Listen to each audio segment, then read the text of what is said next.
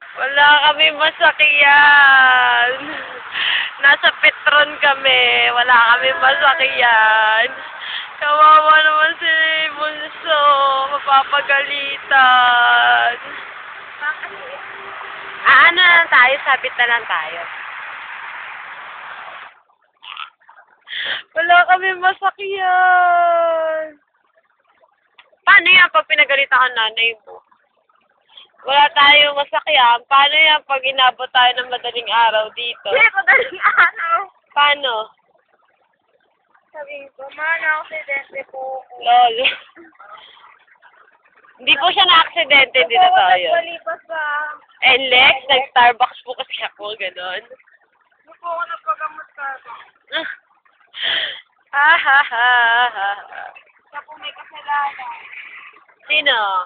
Ako daw. Ako daw yung may kasalanan. Dito po daw.